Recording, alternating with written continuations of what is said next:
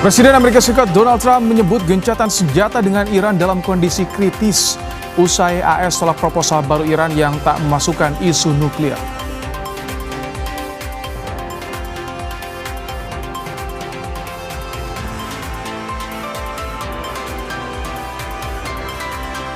Nilai tukar rupiah kembali melemah hingga tembus 17.500 rupiah per dolar Amerika Serikat per 12 Mei 2026.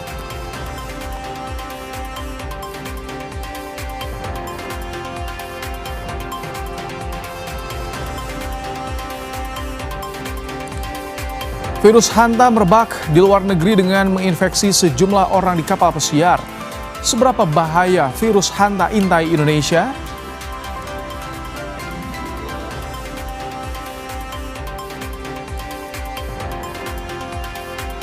Gaduh lomba cerdas cermat 4 pilar MPR RI yang digelar di Pontianak, Dewan Juri memberi penilaian berbeda terhadap jawaban yang sama dari peserta.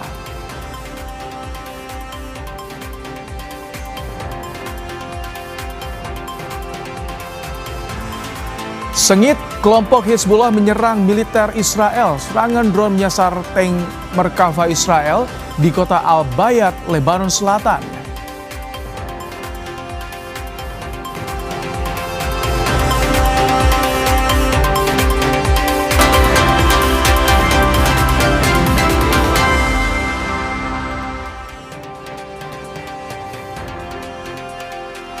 Halo, selamat malam saudara. Anda kembali menyaksikan program Kompas Malam bersama saya Rahmat Ibrahim. Selain informasi tadi, kami juga masih memiliki informasi lainnya untuk menemani malam hari Anda. Langsung saja kita simak informasi pertama di Kompas Malam hari ini saudara. Presiden Amerika Serikat Donald Trump menyebut gencatan senjata dengan Iran dalam kondisi kritis usai AS tolak proposal baru Iran karena tak memasukkan isu nuklir. Trump bilang kesepakatan gencatan senjata dengan Iran sangat lemah. Menurut Trump, dokumen yang dikirim Iran tidak berguna. Trump mengklaim Iran mengizinkan Amerika mengekstrak uranium tapi mengingkarinya dalam proposal gencatan senjata terbaru. Selain mengambil uranium, Amerika ingin Iran menjamin tidak akan memiliki senjata nuklir namun tak dipenuhi.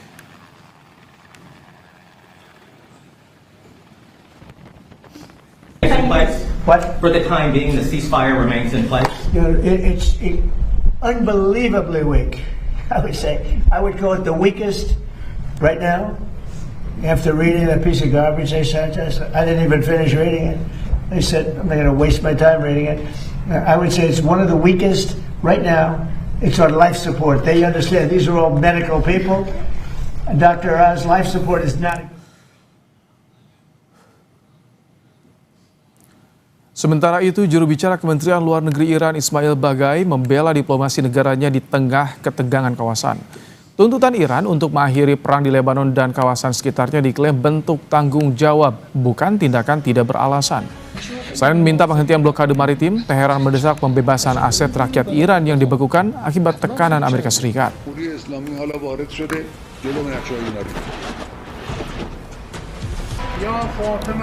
ما هیچ امتیازی مطالبه نکردیم. تنها چیزی که مطالبه کردیم حقوق مشروع ایران بوده. من قضاوت رو به شما و مردممون واگذار میکنم که آیا مطالبه ایران برای خاتمه جنگ در منطقه، مطالبه ایران برای توقف Konflik Iran-Amerika Serikat belum menunjukkan tanda-tanda akan berakhir, namun upaya negosiasi terus berjalan meski kedua belah pihak masih bersikeras dengan tuntutan masing-masing. 11 April 2026, kota Islamabad jadi tuan rumah perundingan antara AS dan Iran di mediasi Pakistan. AS Iran berunding maraton lebih dari 21 jam namun berujung buntu. Ya, saudara, gagal di pertemuan pertama, perundingan jilid 2 pun disiapkan. Masih di mediasi Pakistan yang seharusnya terjadi pada 25 hingga 26 April, namun kubu Iran dan AS tidak hadir. Ya, meski kerap menemui jalan buntu, hingga awal Mei 2026 komunikasi diplomatik antara AS dan Iran masih berlanjut. Namun belum juga ada tanda-tanda sepakat. Di tengah ketegangan yang kembali memanas, pemimpin tertinggi Iran Mojtaba Khamenei disebut telah pulih dari cedera akibat serangan gabungan Amerika Serikat dan Israel. Kami kutip dari media Turki, Anadolu, Direktur Jenderal Protokol di kantor pemimpin tertinggi Iran bilang, Mojtaba akan bicara pada publik pada waktu yang tepat.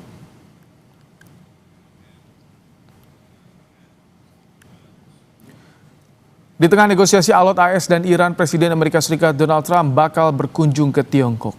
Trump diperkirakan akan mendesak Tiongkok untuk menekan Iran.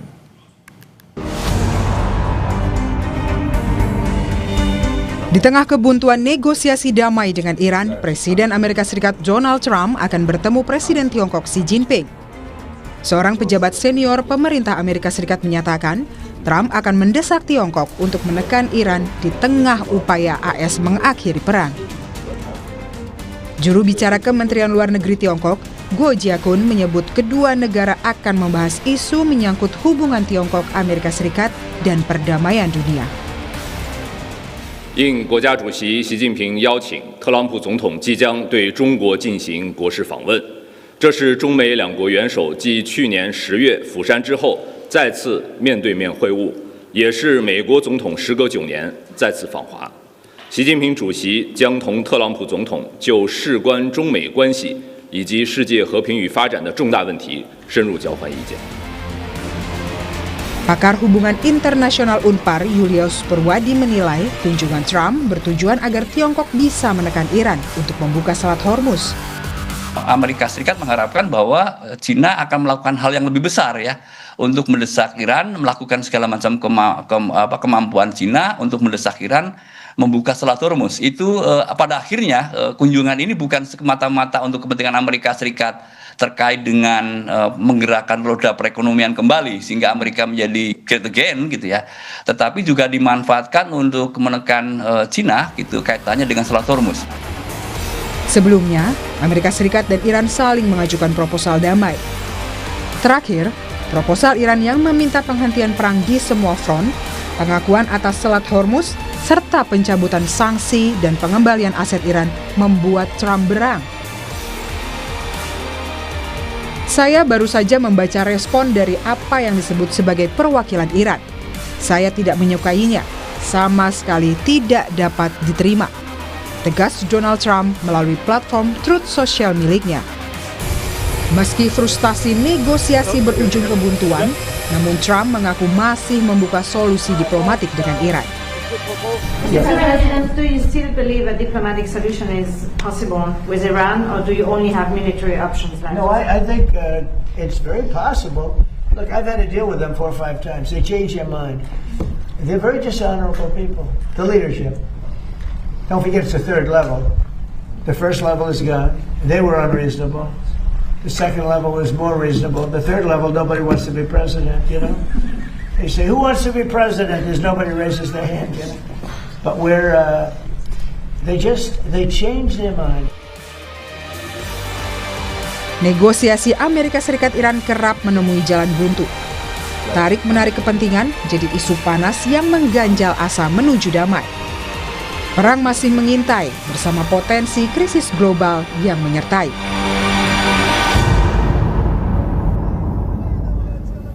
Usai Trump marah atas jawaban Iran terhadap proposal damai AS, bagaimana masa depan perang Iran dan Amerika Serikat? Kita bahas bersama dengan Hikmahanto Juwana, Guru Besar Hukum Internasional UI. Selamat malam, Prof. Hik. Selamat malam, Ibrahim. Prof, ini Trump marah atas jawaban Iran pada proposal damai AS. Apakah ini tandanya jalan damai semakin terjal? Jadi begini, kalau saya melihat bahwa memang Iran itu punya 2 step. Step pertama adalah berkaitan dengan tidak diserangnya oleh Amerika, Selat Hormuz, lalu kemudian juga aset yang selama ini dibekukan. Itu diselesaikan dahulu, baru setelah itu step berikutnya adalah mengenai masalah senjata nuklir, pengayaan uranium. Nah, sementara kalau dari Presiden Trump, dia tidak mau. Justru permasalahan utama yang harus bisa diselesaikan adalah berkaitan dengan senjata nuklir dan pengayaan uranium, bahkan juga terhadap cadangan atau stockpile yang ada di Iran yang harus ditaruh di negara ketiga begitu. Nah, di sini saya melihat memang tidak ada titik temu kalau seperti ini. Memang ini yang harus diupayakan oleh pihak Pakistan. Kalau misalnya Pakistan masih menjadi mediator untuk ada kesepakatan di antara Amerika Serikat dengan Iran mengenai masalah proposal ini, begitu. Oke, ini kan Trump kecewa, marah, dia bilang sampai 3-4 kali Iran berubah pikiran. Tapi mengapa Trump masih memberi celah untuk negosiasi, Prof, menurut Anda? Karena di dalam negeri, Trump itu tidak mendapat dukungan apabila dia melakukan serangan balik kepada Iran, muncul serangan lagi, gitu ya. Pertama, Kongres banyak yang tidak menyetujui, bahkan Partai Demokrat itu sangat kritis, yang seolah-olah dia menyuarakan kepentingan Iran terkait dengan perang yang dilakukan oleh Amerika Serikat. Belum lagi anggaran untuk perang itu kan harus di-approve lagi oleh Kongres, bahkan juga 60 hari yang kemarin sudah dipakai oleh Trump. Kalau mau menyerang kembali, itu harus dapat persetujuan dari Kongres Amerika Serikat. Dan sekarang Partai Demokrat Amerika Serikat itu sedang menyiapkan sebuah undang-undang yang mengharuskan atau yang tidak memungkinkan Trump untuk melakukan perang kembali. Itu yang pertama. Belum lagi masyarakat di Amerika Serikat itu sangat mengeluh dengan harga minyak yang melonjak sampai hampir 50%, bahkan lebih dari 50%. Nah, itu yang membuat Trump dia masih memberikan kemungkinan untuk berdiplomasi meskipun dia mengancam. Intinya adalah dia mengancam Iran untuk kamu harus terima, kalau tidak saya akan serang. Tapi sebenarnya Iran juga tahu bahwa Trump itu dukungan di dalam negerinya tidak ada, sehingga dari pihak Iran dia bermain dengan waktu. Prof, gitu. artinya saat ini justru Amerika Serikat, Donald Trump sedang ada dalam tekanan termasuk dari dalam negerinya. Jadi tak punya pilihan lain bagi Amerika Serikat selain negosiasi tadi ya? Betul, betul. Di dalam negerinya dia dapat tekanan, lalu dari luar negeri kita tahu ada Inggris, Prancis yang mau membuat grup atau kelompok aliansi sendiri untuk pembebasan dari Selat Hormuz yang dia tidak mau dikaitkan dengan Amerika Serikat. Itu artinya tekanan. Bahkan juga kan dari Cina, Rusia kalau ada resolusi untuk membuka Selat Hormuz selalu diveto. Nah, jadi Trump ini mendapat tekanan di dalam negeri dia, dari luar negeri dia, tapi sementara dia ingin bahwa dia harus keluar sebagai pemenang perang. Ini yang orang bicara tentang exit strateginya seperti apa. Sementara Iran sangat tahu betul karena apa? Iran punya akses terhadap apa yang terjadi di Amerika Serikat karena terbuka melalui persnya dan lain sebagainya. Sehingga dia bisa menghitung apa yang harus dia lakukan dan apa yang tidak mungkin Trump lakukan, gitu. Oke, kalau ini soal akan bertemu dengan Tiongkok, dengan Xi Jinping nih, Donald Trump, apakah bisa nanti untuk menekan Iran untuk membuka Selat Hormuz? Karena kan Hormuz ini yang jadi objek vitalnya nih, Prof.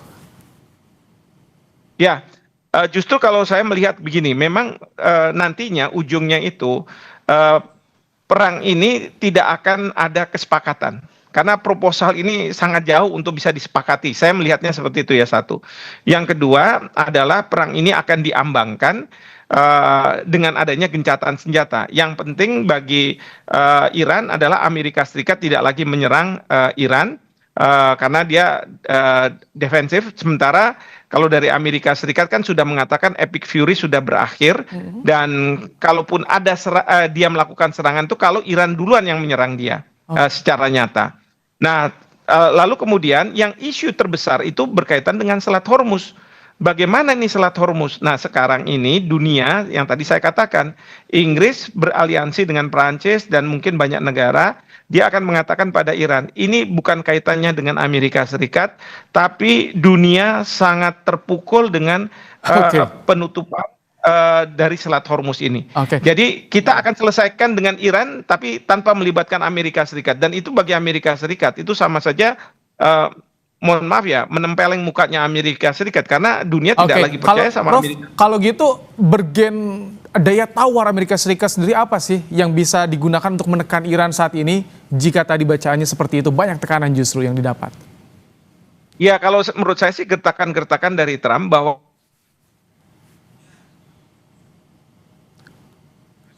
Iran, yang oleh Iran dikatakan bahwa mereka siap kapan saja kalau misalnya Amerika Serikat akan melakukan serangan, dan bahkan menjanjikan bahwa serangan balasan dari Iran itu akan dari serangan yang kemarin ini. Oke, Prof, singkat Prof, terakhir apa kepentingan AS dan Tiongkok terhadap Iran untuk saat ini, Prof? Kepentingan Amerika Serikat terhadap Tiongkok adalah bagaimana bisa meminta Tiongkok untuk menyampaikan kepada Iran bahwa Selat Hormuz itu akan dibuka, ya, dan mungkin kompensasinya adalah Trump tidak akan mengenakan tarif dan lain sebagainya. Tetapi saya duga bahwa Cina tidak akan begitu saja mau menerima keinginan dari Trump, karena kekhawatiran dari Cina adalah kalau Trump bisa menekuk Iran dan nantinya diperlakukan seperti Venezuela, tidak membolehkan negara Venezuela itu menjual minyaknya ke Cina. Demikian juga kalau Iran nanti ditekuk, padahal bagi Cina minyak itu sangat penting bagi mereka untuk pertumbuhan ekonomi. Terima kasih Prof. Hikmahanto Juwana, Guru Besar Hukum Internasional UI, telah menyampaikan pandangannya di program Kompas Malam hari ini. Terima kasih Prof. Hik. Terima kasih, selamat malam. Usai jeda kami kembali dengan informasi nilai tukar rupiah kembali melemah hingga tembus Rp17.500 per dolar Amerika Serikat per 12 Mei 2026.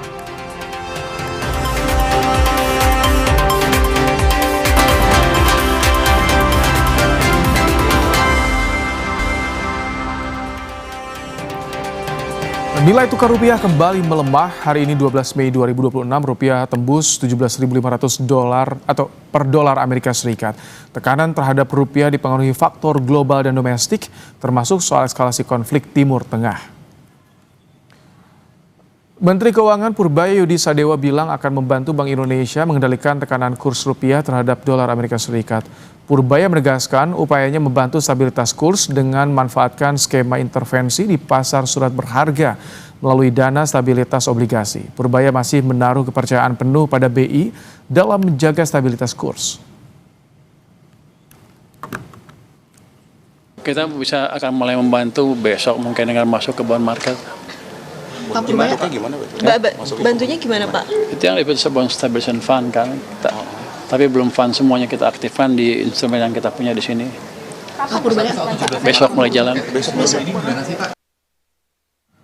Menurut ekonom, pelemahan rupiah tidak hanya disebabkan oleh eskalasi konflik Timur Tengah, namun juga kepercayaan investor terhadap kemampuan APBN menopang gejolak harga minyak dunia.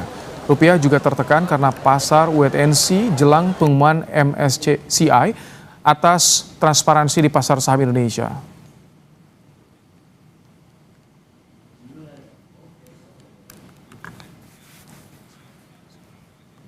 Ini soal signaling kepada pasar keuangan. Pasar keuangan, kenapa depresiasi rupiahnya drastis, flow-nya belum balik? Karena merasa pasar keuangan sampai hari ini tidak diperhatikan. Itu kan merasa bahwa kita mengutamakan pertumbuhan ekonomi dan kesinambungan ekonomi dalam negeri dengan yang memberikan konsekuensi terhadap keseimbangan keuangan eksternal. Ini yang lagi kita lihat sekarang, kita cukup memberikan sinyal. Saya rasa mungkin cukup Pertamax naik 5-10% aja. Dikit aja Mbak. Nggak perlu banyak-banyak. Sorotan berikutnya, setelah Kementerian Kesehatan mencatat terdapat 23 kasus virus Hanta di Indonesia selama periode 2024 hingga 2026. Virus ini sebelumnya terdeteksi di kapal pesiar MV Hondius yang berlayar dari Argentina dan menyebabkan 3 orang meninggal. Sebanyak 94 penumpang dari 140 penumpang kapal pesiar MV Hondius telah dievakuasi di Kepulauan Kanari Spanyol pada Senin lalu. Dari seluruh orang di MV Hondius yang dilanda wabah virus Hanta, 3 diantaranya meninggal dunia. Pelaksana tugas Direktur Jenderal Penanggulangan Penyakit Kemenkes Andi Saguna mengatakan, di Indonesia sejak 2024 hingga 2026 terdapat 23 kasus dan 198 rumah sakit yang difungsikan untuk rujukan kasus penyakit virus Hanta. Namun Andi bilang virus Hanta di Indonesia berbeda tipe dengan yang tersebar di kapal MV Hondius.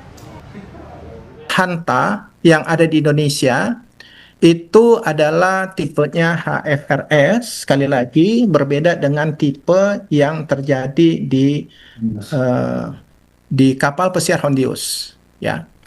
Dan untuk data ini kita lihat bahwa dari tahun 2024 sampai 2026 ada 23 kasus, ya, tersebar di tahun 2024 1, kemudian 2025 17, kemudian 2026 5, ya. Sementara itu, Ketua DPR RI Puan Maharani meminta seluruh stakeholder untuk menyiapkan langkah pencegahan dan mitigasi terhadap potensi ancaman virus hanta. Semua stakeholder sebaiknya untuk mengantisipasi dan melakukan mitigasi, jangan sampai kemudian nanti menganggap hal ini hal yang tidak perlu diantisipasi dan dimitigasi, kemudian menjadi luas dan melebar dan terjadi hal yang tidak diinginkan dan menjadi seperti yang terjadi di waktu terjadi di COVID. Kemenkes telah meminta pedoman penanganan dan deteksi dini dari WHO untuk mengantisipasi penyebaran virus hanta di Indonesia. Tim Liputan, Kompas TV.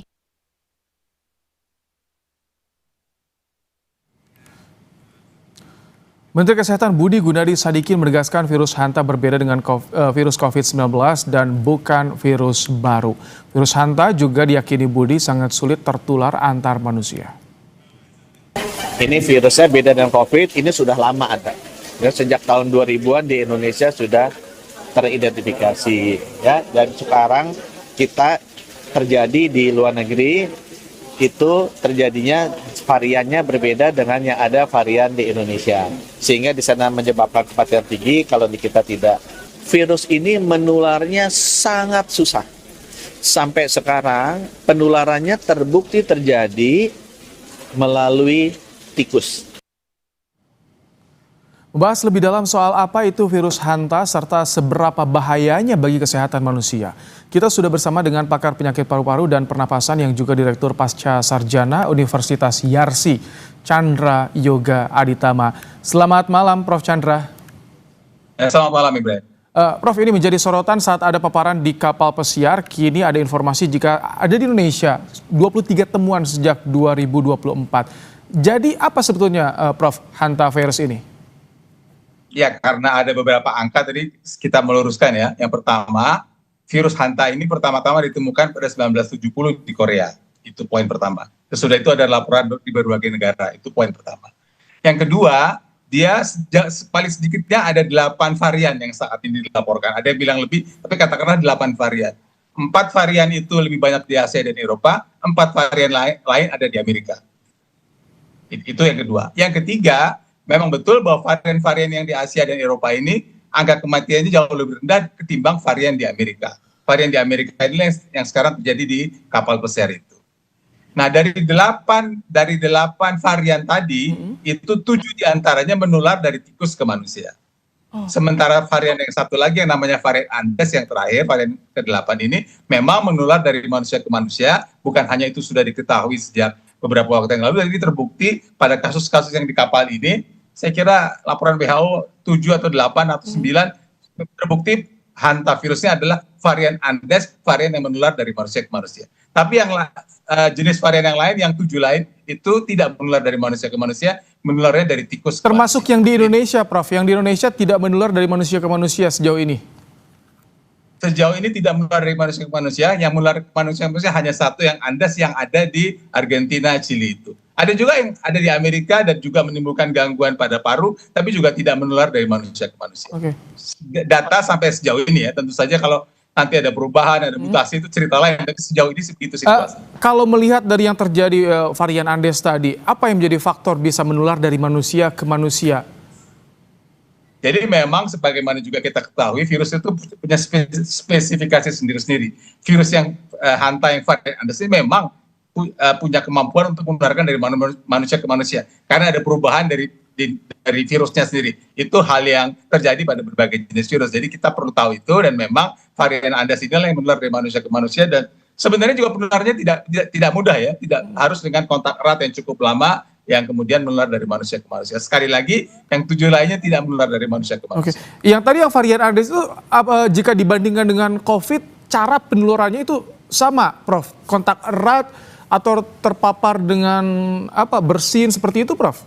Atau seperti apa? Ya, sebelum sampai penularan, saya ingin tegaskan sekali lagi bahwa COVID itu terjadi karena ada varian yang baru. Jadi corona yang sebelumnya tidak ada, corona penyebab COVID itu adalah varian baru. Itu nomor satu.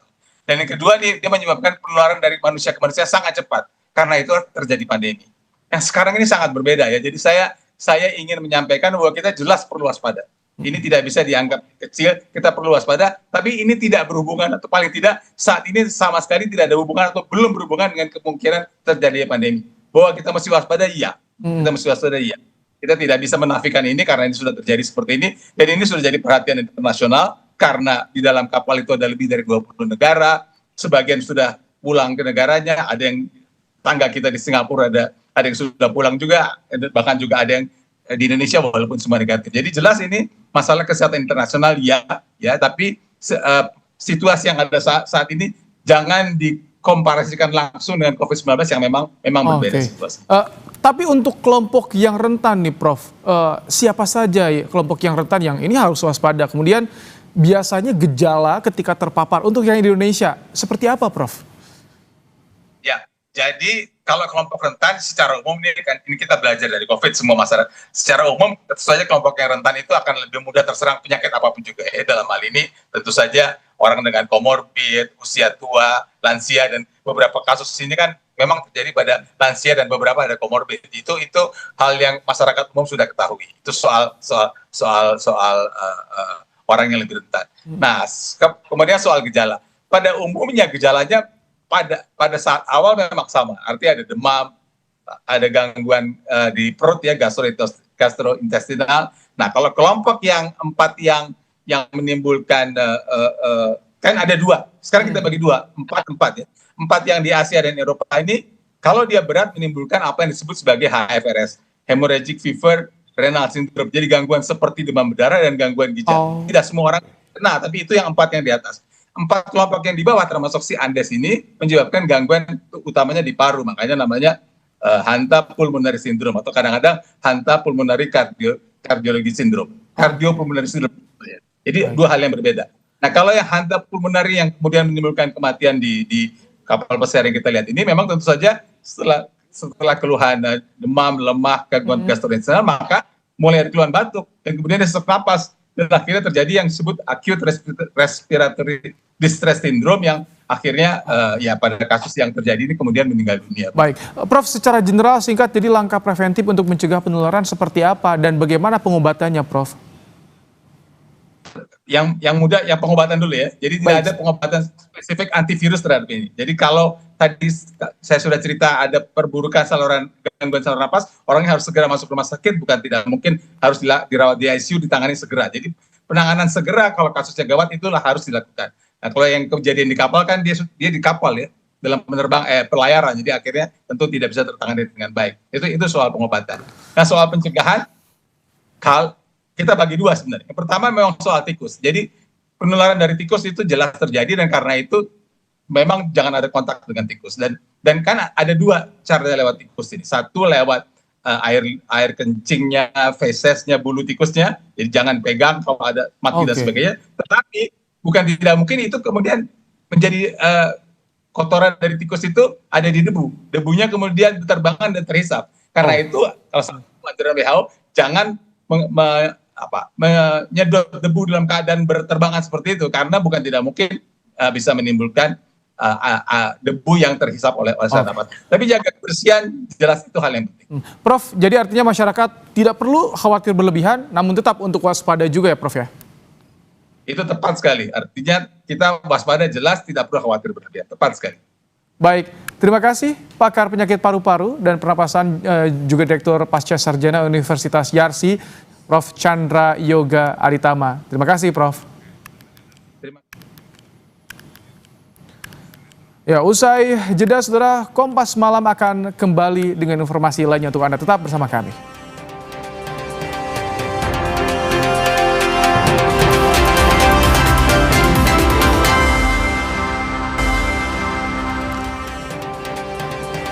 Kelompok Hizbullah terus melakukan serangan ke militer Israel.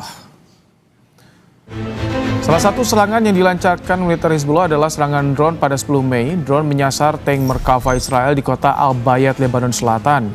Video dirilis media Lebanon Al-Manar, namun tidak dilaporkan ada tidaknya korban dalam serangan ini.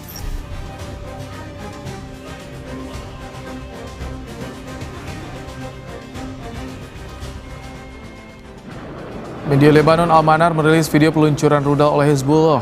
Operasi menyasar kumpulan tentara dan kendaraan militer Israel di beberapa titik strategis termasuk di kota Al-Bayada, Kontara, dan Al-Qiyam. Waktu dan lokasi video tidak dapat diverifikasi secara independen.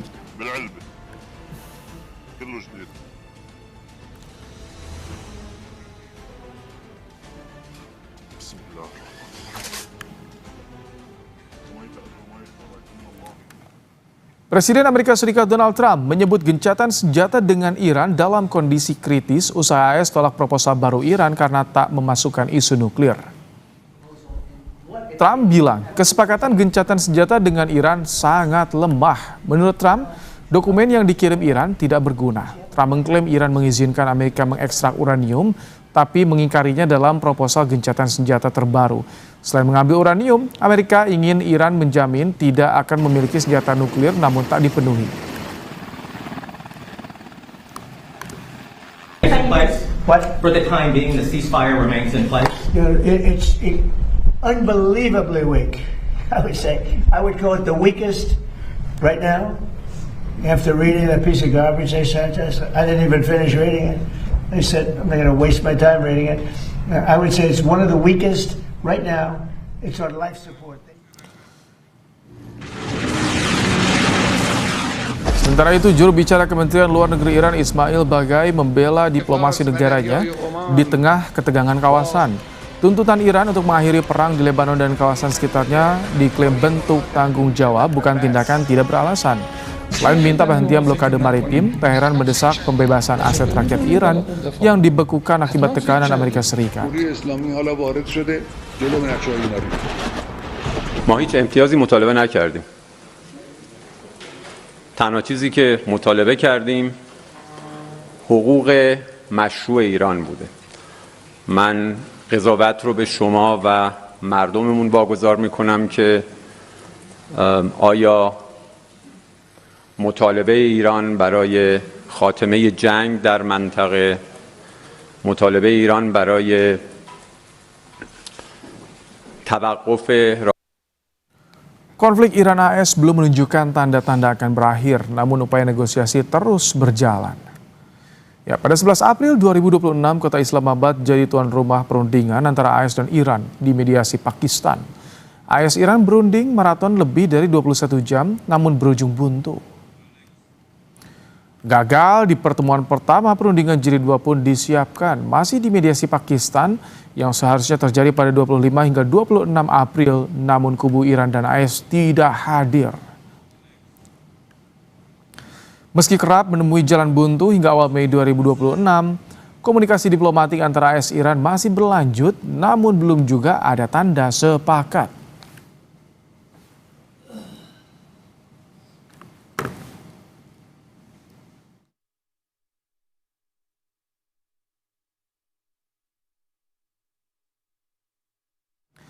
Usai jeda kami kembali dengan informasi gaduh lomba cerdas cermat 4 pilar MPR RI yang digelar di Pontianak. Dewan juri memberi penilaian berbeda terhadap jawaban yang sama dari peserta.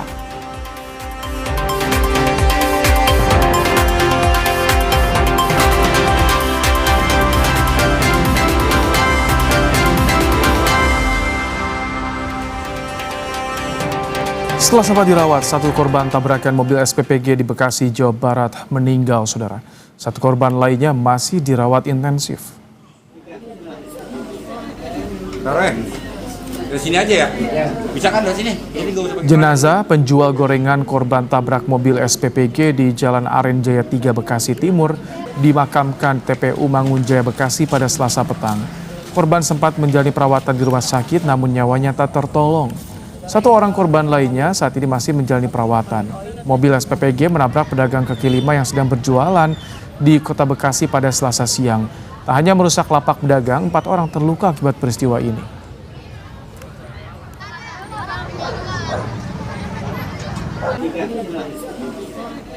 Taruh ya?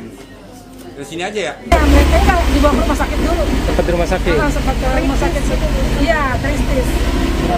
Iya, sempat ditangani dokter kok. Sempat luka apa sih Bu? Lukanya kayaknya di bagian kepala, kayaknya sempat darah gitu. Iya. Bu. Lomba cerdas cermat 4 pilar MPR RI yang digelar di Pontianak menjadi sorotan setelah Dewan Juri memberikan penilaian berbeda terhadap jawaban yang sama dari peserta. Imbasnya, salah satu peserta menyampaikan protes pada juri. Mau coba jawab? Semboyan kita apa? Lomba cerdas cermat 4 pilar MPR RI tingkat provinsi di Pontianak, Kalimantan Barat menuai polemik. Salah satu peserta, siswa dari grup C SMAN 1 Pontianak menyampaikan protes kepada Dewan Juri setelah ia mendapat nilai -5 untuk jawaban terkait proses pemilihan anggota BPK. Bagaimana Dewan Juri? Izin. Oh baik, silakan. Tadi kami menjawabnya sama seperti regu B. Sama. Silakan Dewan Juri untuk tanggapannya. Tadi disebutkan regu C ya, itu pertimbangan dari DPD-nya tidak ada, DPR tadi. Ada. Ada. Pimpinan BPK dipilih Mendapatkan protes dari peserta, juri cerdas cermat bergeming. Ia mengklaim bahwa jawaban peserta dari SMAN 1 Pontianak kurang tepat. Jadi tadi berpendapat nggak ada itu Dewan Perwakilan Daerah. Baik adik-adik, mohon diterima. Mungkin Menanggapi kegaduhan imbas kelalaian juri cerdas cermat 4 pilar MPR tingkat provinsi, anggota MPR sekaligus Ketua Komisi 10 DPR, Hetifah Syaifudian, mendorong agar lomba cerdas cermat digelar ulang. Hetifah menambahkan, peristiwa itu harus menjadi momentum evaluasi agar pelaksanaan lomba cerdas cermat dapat berlangsung lebih baik.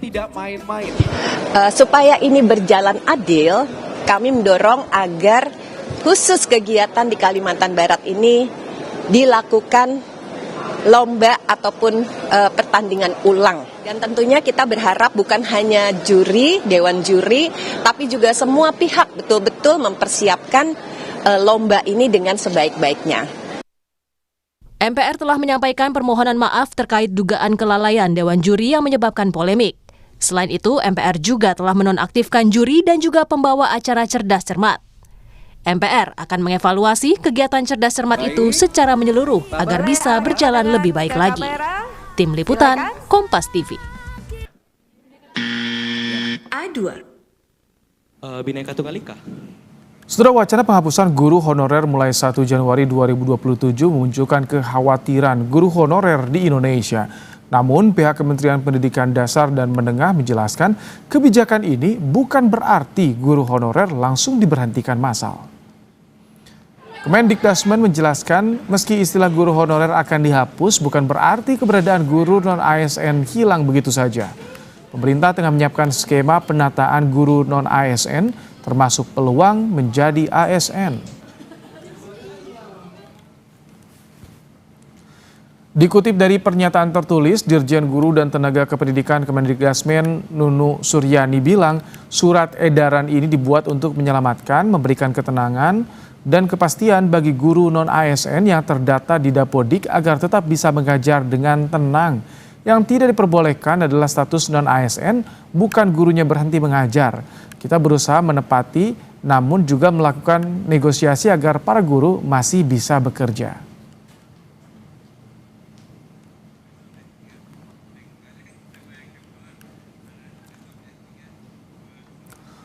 Surat edaran Menteri Pendidikan Dasar dan Menengah Nomor 7 Tahun 2026 yang mengatur masa penugasan guru honorer dibatasi hingga 31 Desember 2026 menjadi penanda baru bagi nasib ratusan ribu guru honorer di Indonesia. Sejumlah guru honorer mengaku pasrah dengan kebijakan pemerintah, tapi juga cemas dengan nasib mereka ke depan. Ya pasrah saja. Kita ya untuk sekarang ini jalan saja dulu, Mbak. Jalan dulu? Iya, saya belum tidak tahu ke depan, kita juga tidak tahu ke depan yang 31 Desember itu masalah berita itu. Kalau mungkin skemanya tidak ada kebijakan untuk guru honorer ke depannya, maka sekolah-sekolah akan banyak kekurangan guru. Bagaimana ke depannya itu tergantung dari pemerintah saja. Kami hanya menunggu kebijakan dari lagi. Siap menerima apa yang diputuskan pemerintah, tapi ya berusaha juga karena kan sekarang ada regulasinya untuk tes P3K. Jadi mau masuk itu soalnya kan sudah sertifikasi. Sementara itu, Wakil Ketua DPR Cucun Ahmad Syamsur Rijal mendorong pemerintah mengangkat guru honorer menjadi ASN secara bertahap agar para tenaga pendidik punya kepastian status. Guru yang telah lama memiliki sertifikasi dimungkinkan pengangkatan langsung, sedangkan guru yang baru bisa mengikuti seleksi. Kita ingin usulkan ya, karena sekarang ini kan sudah darurat guru, diangkatlah menjadi ASN, menjadi PNS. Karena kalau polemik sekarang P3K, daerahnya udah nggak punya duit, mau gajinya dari mana. Seorang pengendara sepeda motor di Makassar, Sulawesi Selatan ugal-ugalan sambil lepas tangan saat berkendara. Mirisnya lagi, aksi tersebut sempat menghalangi laju mobil ambulans di belakangnya.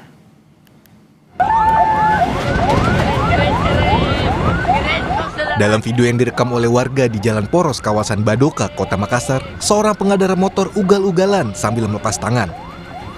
Pelaku juga tidak menggunakan helm. Mobil ambulans yang berada di belakang pelaku tertahan dan tak dapat mendahului.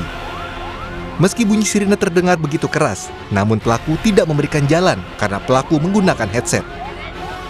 Polisi mengaku hingga kini belum menerima laporan resmi terkait kejadian tersebut. Namun polisi menegaskan aksi tersebut melanggar aturan lalu lintas. Terkait dengan video yang viral yang bahwa pengendara motor itu melepas tangan dan pakai headset kemudian sambil berkemudi naik motor, itu sangat tidak dibenarkan. Karena tidak sesuai dengan undang-undang lalu lintas. Laporan sementara belum ada, tapi kalau misalkan memang ada seperti itu, kami pasti tidak lanjuti. Polisi menghimbau masyarakat agar selalu mematuhi aturan berkendara dengan menggunakan perlengkapan keselamatan serta memberikan prioritas kepada kendaraan darurat seperti ambulans. Arif Tirtana, Kompas TV, Makassar, Sulawesi Selatan.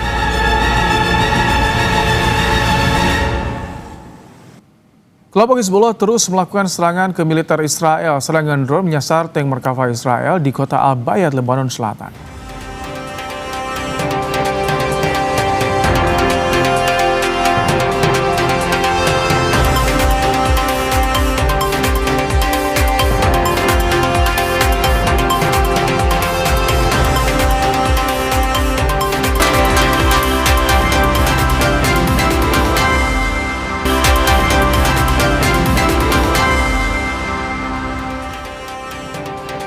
Serangan Israel ke Lebanon berlanjut, saudara.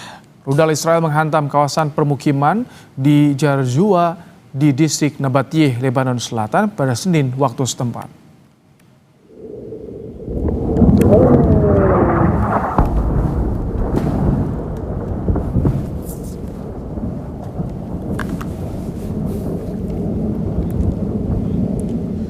Serangan udara Israel menghancurkan sebuah rumah di kota Jarzua.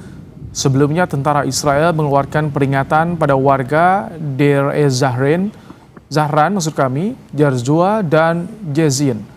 Pesan berisi tudingan pelanggaran kesepakatan gencatan senjata Hizbullah. Tentara Israel menetapkan zona dengan garis kuning di selatan Lebanon, mencegah warga kembali ke wilayah di bawah kendali Israel.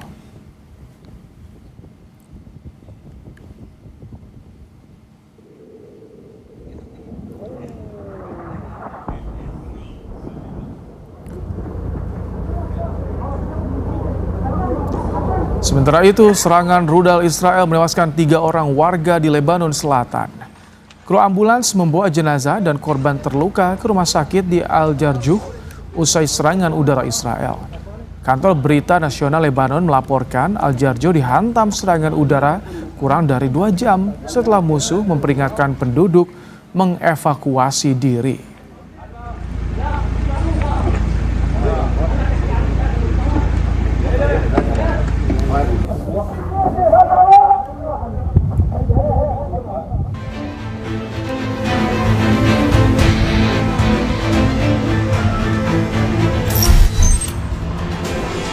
Sementara itu, kelompok Hizbullah juga terus melakukan serangan ke militer Israel.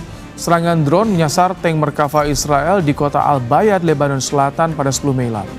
Video dirilis media Lebanon Al-Manar, namun tidak dilaporkan ada tidaknya korban dalam serangan ini.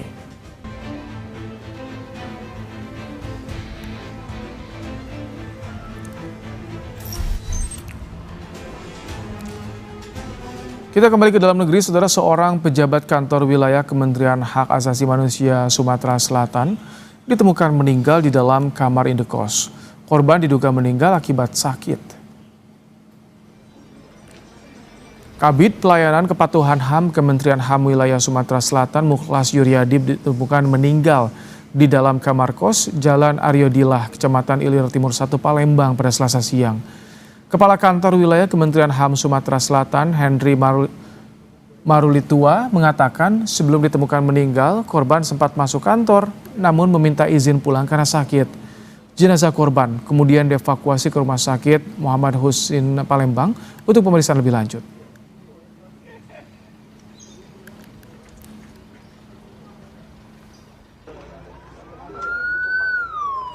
Hari ini tadi beliau sempat ke kantor, mungkin dalam kondisi badannya kurang sehat, terus minta bantu menurunkan kembali dari kantor kembali ke kosannya, terus menghubungi juga puskesmas, namun beliau dalam proses sempat diurut ya, bagaimana itu sampai menunggu dari dokter dari medis, udah nggak tolong lagi. Sudah, informasi tadi jadi penutup sajian Kompas Malam hari ini. Perbarui terus informasi Anda di Kompas TV dengan 3 botol air mineral 700 ml yang setara dengan 2 liter air untuk 1 hari penuh kesejukan.